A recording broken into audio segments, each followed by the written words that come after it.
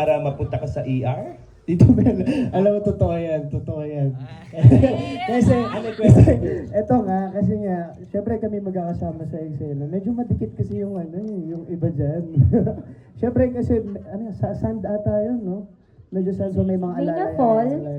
So may na-fall, medyo feeling So, kaya po pala siya injured nung sa scene namin dahil doon. Dahil may na-fall? Ayun na pala yun. Nakaalala eh. So, ikaw yung Sobrang ka-eksena gentleman. ganon? Sobrang gentleman kasi na. Wala na, hinayaan mo na lang siya ma-fall, ganun. Worth it naman. Saksi pala si Kit. So si Kit siyang witness. O, alam niyo na kung sino tatanungin. Okay?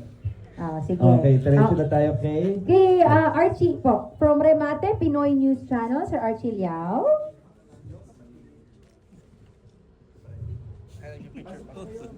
Ay, pasok po kayo. Huwag po kayong mahiya. Dito niyo po Ang i-stand ating yan. TV5 press ay dumating. Ayan, mga kapatid. Habol. Magka-cross lang po, magka-cross lang.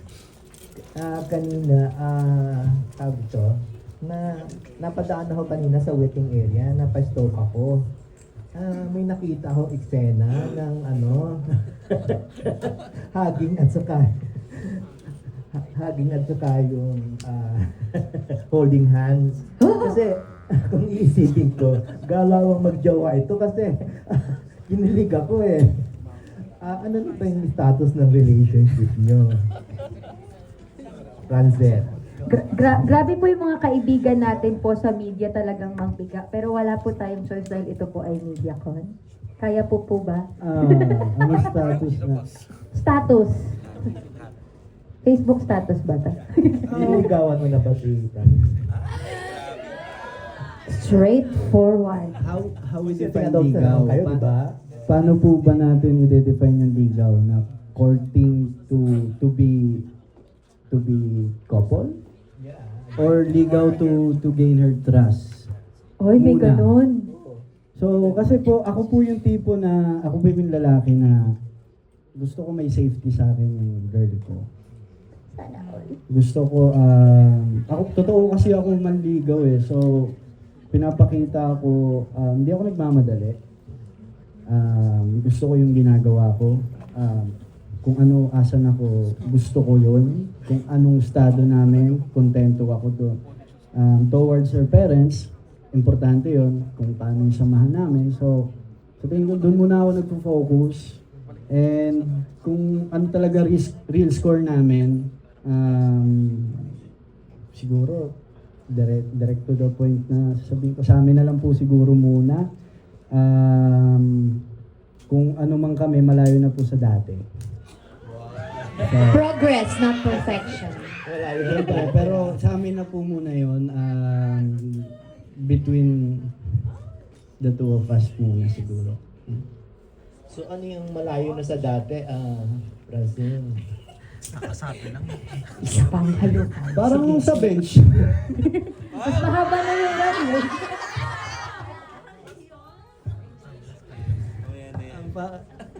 Parang mamaya na ito. Yun lang. Yan na daw po yan, sir. Hanggang doon na lang daw po. Follow up, Seth, kasi na-intriga ako doon sa sinabi mo kanina na willing kang pahiram ang pangalan mo kay... Hindi pa rin tapos yung pagkakaroon ng apelido. Sabi siguro, Ibig bang sabihin na you're already thinking long time at saka tawag dito? Long term na. Mas iniisip ko po yung paano ko isosustain yung sarili ko eh. Kasi ibang bagay yung pahiram ang apelyido mo. Yeah, So long term na yon. siguro pag na-accomplish ko po yung first goal ko, kung isasarili ko muna. Kasi hindi ko po ibibigay yung apelyido ko sa isang babae kung wala naman po ako ipapakain. So, Dapat ready. So, yun po yung real talk lang na tinatrabaho ko pa po kung ano man ang gusto kong puntahan in the future. So, kapag medyo nakakamit ko na yun, siguro, right time na para pag-isipan niya. Saka, we're young. Bata pa po kami, marami pa pong pwedeng i-explore. Saka, yung career namin, priority namin, yung craft namin, ini-improve pa po namin. Marami pa po kami hindi nasusubukan. So, yun po muna yung pinaplano po namin. hindi nawawala sa amin yung pag-uusap, saka yung kung nasan kami ngayon, alam namin sa utak namin yun. Parehas namin. It is where it is. Yeah. Yeah. Follow-up question, do you foresee yourself na magkakasama pa kayo sa mas marami pang projects in the future? Kasi yung iba, di ba, ibang lab teams, humihilwalay muna sa kalab team nila, nag-explore. Yung unang kung magsasama ba kami sa maraming project, sa tingin ko po, yes. Hindi po to yung last. Meron pa. Yung hanggang doon muna yung sasabihin ko. Pero, katulad po niya, may gagawin siya ngayon, ipapalabas. Yeah, so, Soon. Something soon. it's for craft. Para mapag-igi pa namin yung craft namin. Siyempre, sa larangang ito, ang gusto ko, siya yung pinakamagaling. At siya yung makakuha ng project na yun. Sa tingin ko, siya yung kayang gawin yung project na yun. And vice versa. Sa larangan na to, gusto niya naman, ako yung nandun. So, di ba? Hindi po namin pinipigilan yung sarili namin, lalo na kung sa dreams namin yun. So, may mga bagay talaga na ganun. May mga bagay na ganun, and doon matitest yung kaming dalawa. And willing kami na harapin yung mga challenges. Do you see yourself growing with each other kapag magka-lab team kayo? We're growing each other po.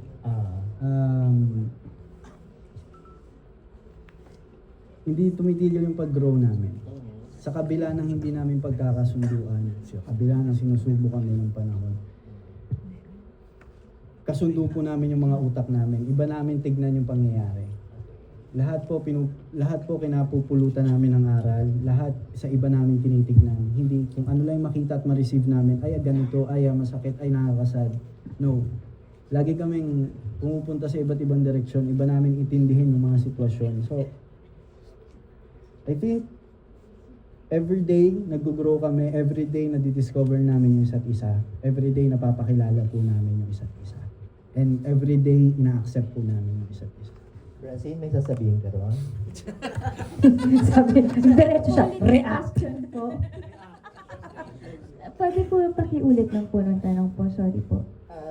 Do you see yourself growing with each other as a lab team?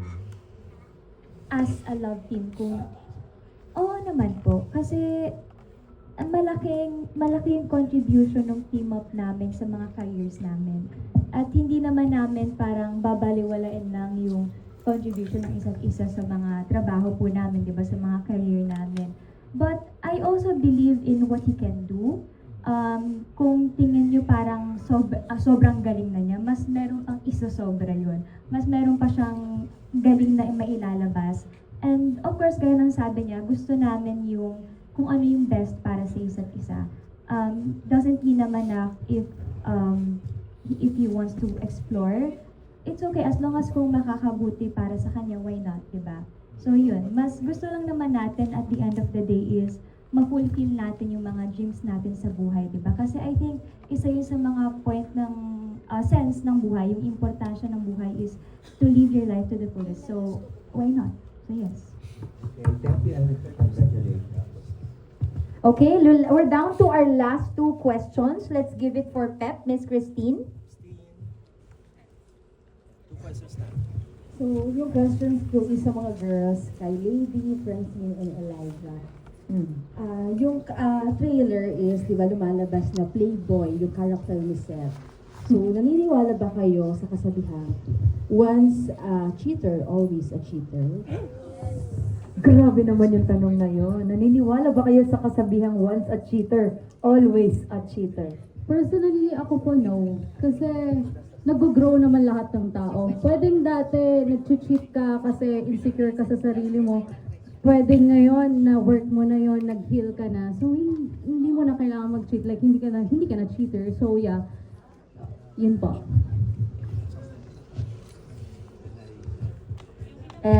Elijah and then Francine. Ayun, same as Lady po, no, kasi everyone deserves a second chance and nagbabago naman po yung mga tao. Nagbabago for the better. Ngayon, kung magbago po siya for the worse, then sa kanya na po yan. Francine? Totoo naman po na nagbabago naman po talaga yung mga tao. But for me, ang answer ko po ay yes. Kasi kung kaya mo gawin in the first place, kaya mong ulitin. Mas kaya mong gawin ng maraming beses. And kahit naman na parang sabihin na bigyan ng second chance, mas nasisira, mas nagiging shaking trust. Kasi nagawa mo na eh. So it means, mas kakayanin mo pa the next time. Ayun lang po yung take ko na once a cheater, always a cheater. So, ikaw yung hindi na nagbibigay ng second chance kahit na mahal mo yung isang tao? Depende po sa sitwasyon. Pero if it's about cheating, no. Nasa sa mga boys, kasi di ba meron tayong stigma na pag pogi ka, maloloko. Grabe naman talaga. Pag pogi ka, kailangan ba pogi lang talaga? Di ba mga gano'n na pag pogi, ang isip ng iba is, maloloko to, chick boy to. So, ano yung take nyo doon? Or kung, di ba pag may Sagot na agad si nababalitaan Lady. tayo, mga nanloko, nadadamay yung mga lalaki, parang nagdo-domino effect. Seth? Ewan ko kay Kitch, pogi ko eh. Kit, sagot! Parang di naman. Nasa tao naman siguro yun. Parang, nasa tao talaga yun eh. Depende rin sa sitwasyon at saka klase ng relasyon na meron ka. Di ba? Minsan di rin natin alam kung ano yung mismong sitwasyon doon sa relasyon na yun, kung bakit nagawa yun ng isang lalaki or ng isang babae. Di ba? Hindi naman porket lahat ng lalaki cheaters na. Ayun. Siguro may kakulangan lang sa relasyon na dapat ayusin. Pero hindi porket kulang, may gagawing masama. Caleb, Ako talaga, wala.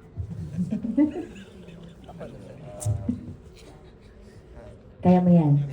Hindi, nakadepende kasi siya sa tao. Walang mic. Nakadepende. Hello? Wala na. No. Ayan, Hindi, ayun, nakadepende talaga din siya sa tao. Hindi kasi pare-pareho siya eh. Meron nga,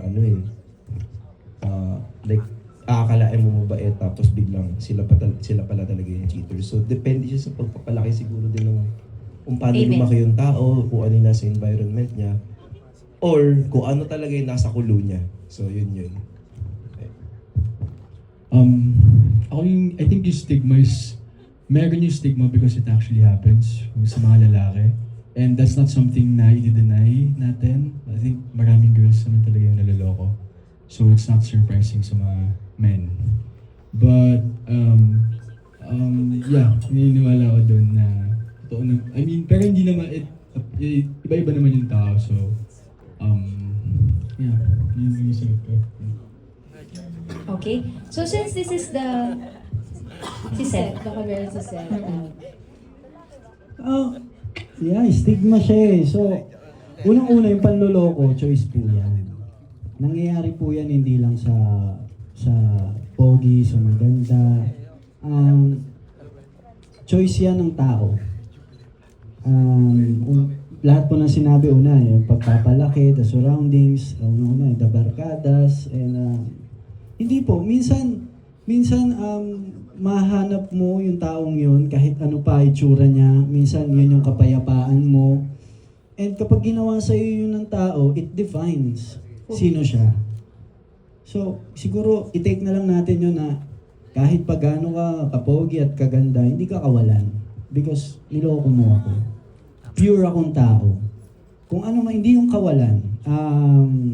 Naniniwala ako na don't ruin someone else's soulmate.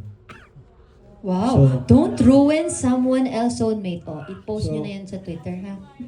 So yun lang lagi natin tandaan.